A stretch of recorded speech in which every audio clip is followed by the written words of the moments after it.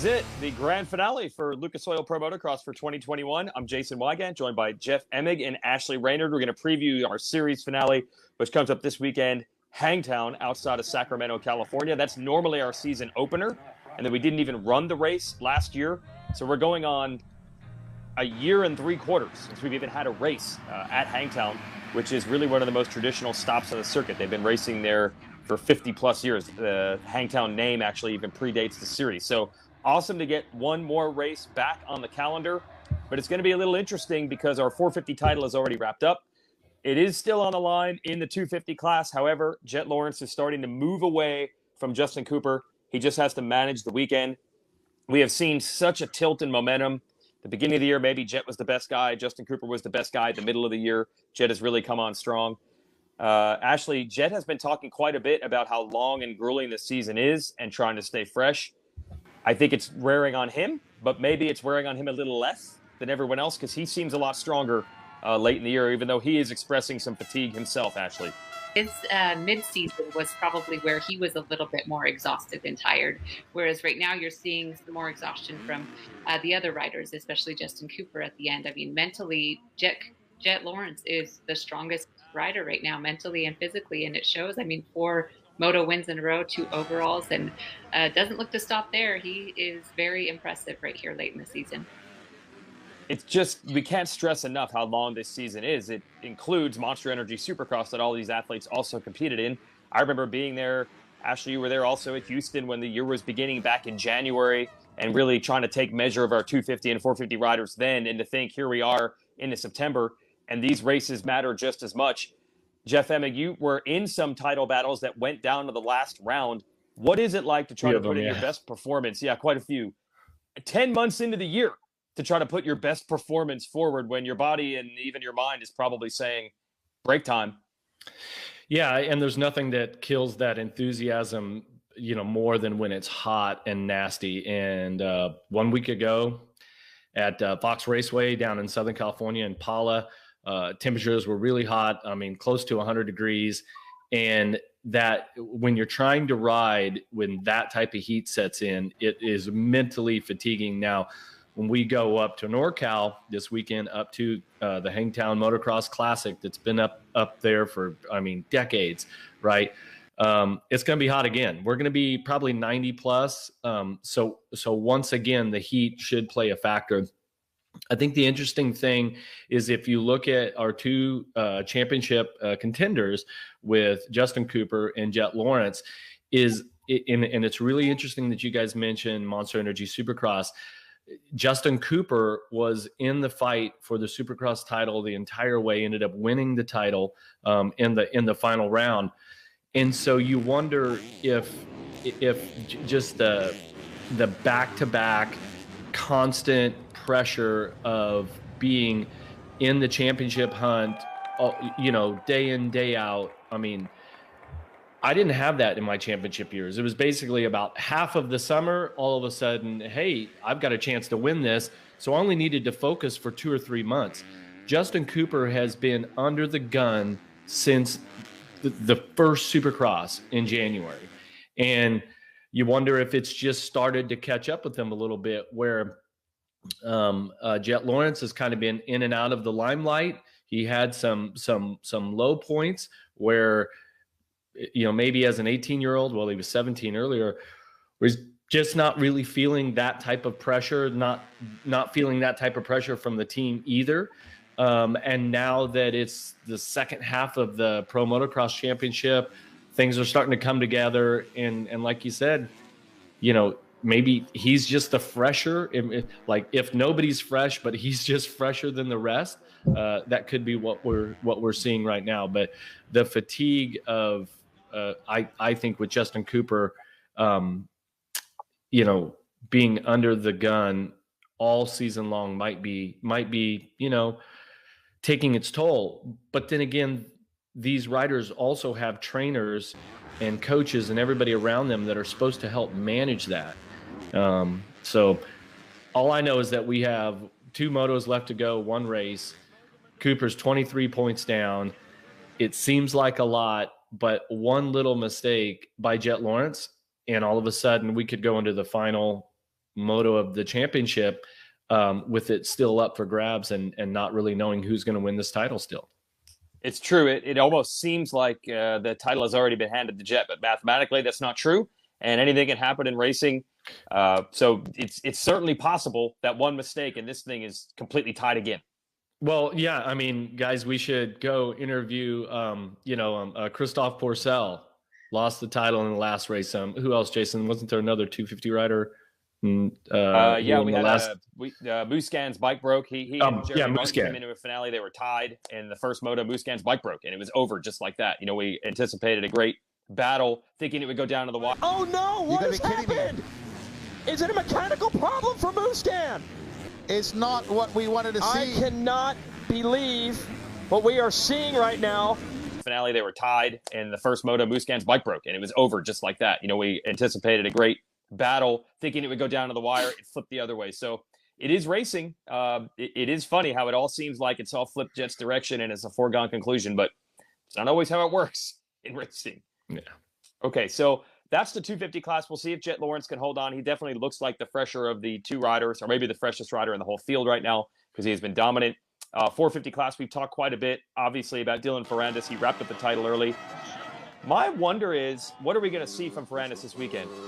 A couple years ago, we've seen riders when they clinch a title early. I think it was Zach Osborne that coined this term, the emotional drain bolt, like the thing that holds the oil in the engine. You take the drain bolt out and the oil just comes out of the engine. He said that was almost like the feeling emotionally when you wrap up the title early. So, Ashley, what do you think? Are we going to see pressure-free Dylan Ferrandis going for a win? Or finally, I don't need to go for the win. I'm just going to cruise around Ferrandis. And we got a kind of collision course because Eli Tomac's been on fire winning the last two races. So I'm wondering, are we going to see an epic battle between those two? Or is Ferrandis saying, finally, you guys can go have it this weekend?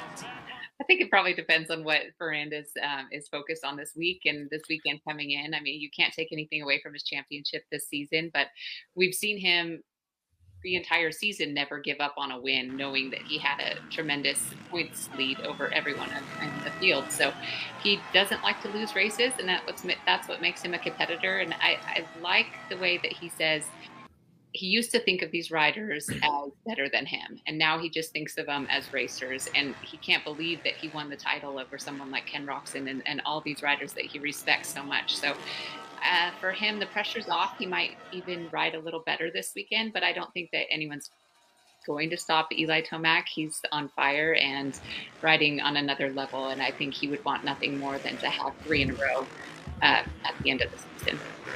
Yeah, and Hangtown's traditionally been a very, very good track for Tomac, so more momentum for him.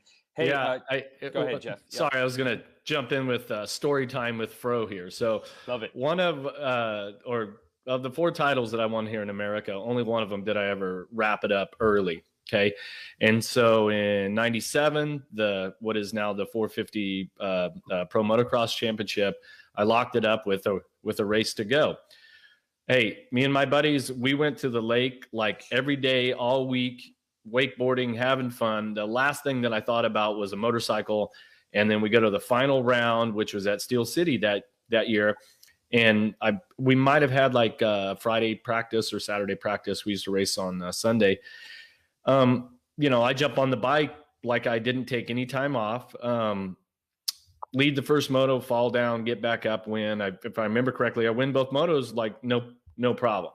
And there was the week before, I felt a lot of pressure to lock it up to get it done.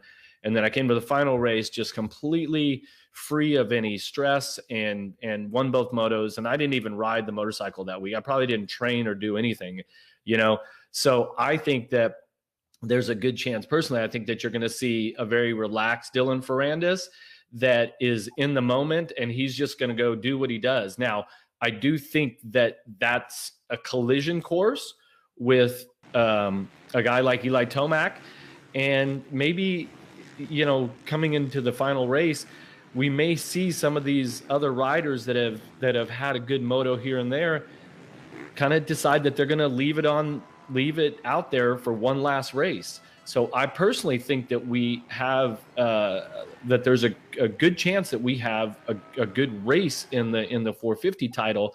And also too, riders have a lot of pride and everything too. You wonder if Dylan Ferrandis or Eli Tomac, who is rumored that they're going to be teammates next year, that there's not a pecking order that needs to get established right now, right? And you know, if you're the guy like Dylan Ferrandis and now you're the newly crowned champ and all this, you know, you don't give up races. I mean, you're talking, you know, well over $100,000 in the bank if he goes and wins the race this weekend, plus the record books. So if you have the potential to win the race and you're just go ahead and do it. And like I said last week on the broadcast, it's probably the safest way to ride is to stay engaged and to stay focused and not go out there and kind of lay up. When you take a little bit of the edge off, that's when you let your guard down a little bit, and that's when bad things happen. So I say just go for it. And if Ferrandis does that, I mean, he is the newly crowned champion. He's shown that on any given day he can be the man. But there are other riders that are still going to try to stand in his way. So I think we're in for a good race in the 450 class also. I hope you're right. We would love to see a showdown. Tomac, Ferrandis, and whoever else that wants to get in there. Because Ferrandis, I mean, he admitted he was too tired to even celebrate the title. But you never know. Now he did some good celebrating, though. He dug deep.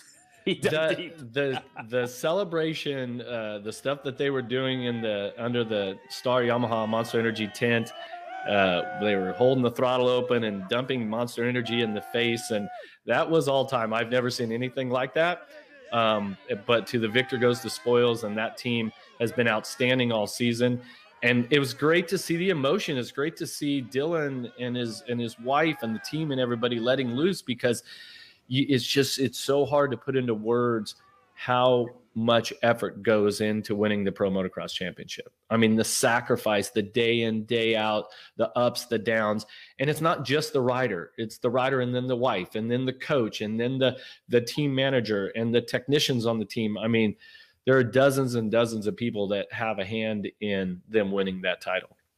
Yeah, just to articulate this, the team moved their operations to the Florida and Georgia state line midway through the summer. So Ferrandis' mechanic, Alex Campbell, telling me he had not been home in about 2.5 months, had not seen his wife for 2.5 months until he got to go back to California for the race last weekend. That was the level of sacrifice they were willing to put in. So, yeah, you articulate that really well. It's got to be a huge relief and something to celebrate for everyone over there. Real quick, we're going to get our favorite moments of the year in. I will go first so I can steal the best stuff and no one can outvote me. The 450 class had unbelievable racing all year long. I think maybe the one that summed it up the best, we had this unbelievable second moto battle at High Point, which is round 3. We had Ferrandis, Ken Roczen, and Adam Cianciarulo were literally 3 wide going in and out of the corner, with Eli Tomac just ahead going for his first moto win of the year. So that made it a little extra exciting. There were so many great 450 battles. To me, that might have been peak right there, those 4 riders really duking it out. So that was the highlight for me. Ashley, anything come to mind for you?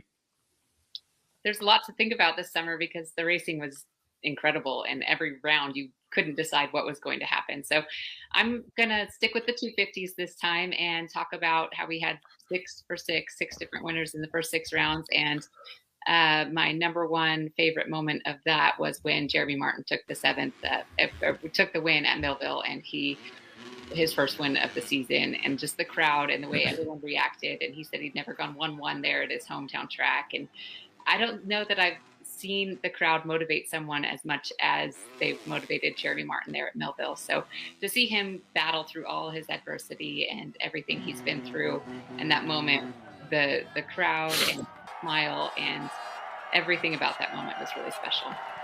Yeah, that's good stuff. That's like the all-time definition of adrenaline makes the pain go away. That was pretty cool. What do you have on your list there, Jeff Emig? Well, I thought that the race at High Point this year, the track, I really liked how it raced and how it shaped up. And it seemed like the intensity in every moto there, guys could ride close together so they could ride wheel to wheel. My favorite moment, I think, though, has to be Jalek Swoll winning. Let's see, he wins the first moto and then ends up winning the overall, his first of his pro career. And so being such an important moment in a young rider's career, and the fact that it was just an incredible race in the 250 class also, I put that as my favorite moment.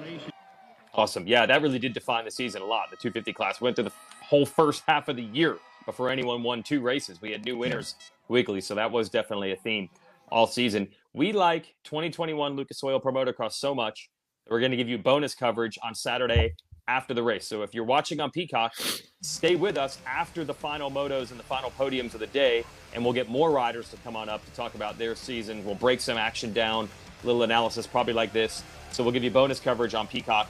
Of course, everything starts as usual, 10 o'clock local time. That's Pacific time. So 10 o'clock Pacific, we'll have an hour of practice coverage and qualifying, and then our motos will race at 4 Eastern, 1 o'clock Pacific, 4 straight hours of coverage on Peacock. First motos are live on MAV TV. Second motos will be an encore presentation on NBCSN if you want to watch on television. It's been a really, really fun season. I feel like the points don't necessarily indicate how close the racing was on the track, but there's still a chance that this 250 title could come down to the wire. So definitely tune us in this weekend from Hangtown. And Jason, you're going to stay as long as necessary, as much time as the fans need. You're going to volunteer to stay on and keep it going, right? You know me. I will not show up on time. I will be late, but I will stay late also out of guilt. So, yeah, no problem, everybody. We'll keep working.